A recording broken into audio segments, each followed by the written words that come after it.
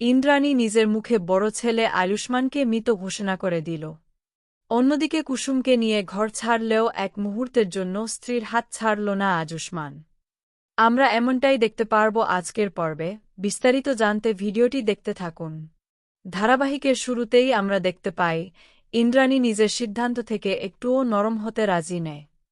সে স্পষ্ট জানিয়ে দেয় শ্রীতমাকে সে একসময় এই বাড়ির বড় বউ হিসেবে ভেবেছিল, কিন্তু কুসুমকে কোনোদিনও সে আয়ুষ্মানের স্ত্রী হিসেবে মেনে নেবে না। দাদাও তখন ইন্দ্রাণীকে বোঝানোর চেষ্টা করেন, এমনকি বলে দেন যদি আয়ুষ্মান ও কুসুমকে এই বাড়ি থেকে বের করে দেওয়া হয় তাহলে তিনি নিজের বাড়িতে তাদের আশ্রয় দেবেন। কিন্তু তখনই আয়ুষ্মান সবাইকে অবাক করে দেয়। সে হাতজোড় করে জানিয়ে দেয় সে কোনোদিনও নিজের মাকে ছেড়ে অন্য কোথাও থাকতে পারবে না। আজ মা রাগ করে তাকে তাড়িয়ে দিচ্ছে ঠিকই, কিন্তু একদিন এই রাগ ভেঙে যাবে, সেই আশাতেই সে অপেক্ষা করবে। দাদা আয়ুষ্মানের সিদ্ধান্তকে সম্মান করেন।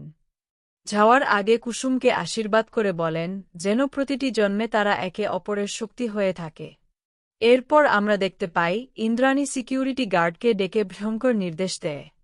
সে বলে আজ থেকে আয়ুষ্মান আর কুসুম এই বাড়ির কাছে সম্পূর্ণ অপরিচিত, তাই তাদের ঘাট ধরে বাড়ি থেকে বের করে দিতে হবে। রাজ বারবার বাধা দেওয়ার চেষ্টা করলেও ইন্দ্রাণী কোনো কথা শুনতে রাজি হয় না। শ্রীতমাও সুযোগ বুঝে ইন্দ্রাণীর পক্ষ নিয়ে কুসুমকে অপমান করতে থাকে। অন্যদিকে আয়ুষ্মান শেষবারের মতো মায়ের কাছে একটা সুযোগ চায়, কিন্তু ইন্দ্রাণী এমন একটা কথা বলে যা শুনে সবাই স্তব্ধ হয়ে যায়। সে ঘোষণা করে আজ থেকে তার কাছে বড় ছেলে আয়ুষ্মান মৃত, এমনকি মৃত্যুর পর তার মুখাগ্নিও করবে শুধু ঈশান। আয়ুষ্মানের আর কোনো অধিকার নেই। কথাটা শুনে কুসুম ভেঙে পড়ে। সে ইন্দ্রাণীর পায়ে পড়ে কাঁদতে কাঁদতে অনুরোধ করে চাইলে তাকে শাস্তি দিন, কিন্তু আয়ুষ্মানকে যেন বাড়ি থেকে না বের করা হয়। সে নিজে চলে যাবে, তবু ছোট সাহেব যেন মায়ের কাছেই থাকে। কিন্তু আয়ুষ্মান সঙ্গে সঙ্গে কুসুমের হাত ধরে জানিয়ে দেয় যে বাড়িতে কুসুমের জায়গা নেই, সেখানে তারও আর কোনো জায়গা নেই। সে সব কিছু ছাড়তে পারবে, কিন্তু কুসুমকে কখনো ছাড়বে না। পরক্ষণেই কুসুম নিজের ভাগ্যকেই দোষ দিতে থাকে। সে মনে করে তার জন্যই মাছেলের সম্পর্ক ভেঙে গেল, কিন্তু আয়ুষ্মান তাকে শান্ত করে বলে তাদের মিলন ঈশ্বরের ইচ্ছায় হয়েছে, তাই পৃথিবীর কোনো শক্তি তাদের আলাদা করতে পারবে না। যত ছড়িয়ে আসুক সে কোনোদিন কুসুমের হাত ছাড়বে না। ঠিক সেই সময় ইন্দ্রাণী আবার সিকিউরিটি গার্ডকে নির্দেশ দেয়। সিকিউরিটি গার্ড জোর করে আয়ুষ্মান আর কুসুমকে বাড়ির বাইরে বের করে দেয়। দরজার বাইরে দাঁড়িয়ে কুসুম শেষবারের মতো আকুতি ভরা চোখে ইন্দ্রাণীর দিকে তাকিয়ে থাকে, কিন্তু ইন্দ্রাণী দরজা বন্ধ করে দেয়। এদিকে বাড়ির ভেতরে অনুশ্রী আর ঈশান সবাই মিলে ইন্দ্রাণীকে বোঝানোর চেষ্টা করে। তারা বলে কুসুম এই পরিবারের জন্য কত কিছু করেছে, তাকে একটু সময় দিলে সে সব শিখে যেত। কিন্তু ইন্দ্রাণী নিজের সিদ্ধান্ত থেকে এক চুলও সরতে চায় না। সে সবাইকে বলে দেয় ভবিষ্যতে কেউ যেন আর আয়ুষ্মান আর কুসুমের কথা না তোলে। তখনই ঈশান আর চুপ থাকতে পারে না।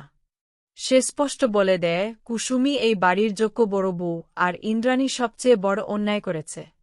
কথাটা শুনে ইন্দ্রাণী রাগে ঈশানকে চড় মেরে বসে।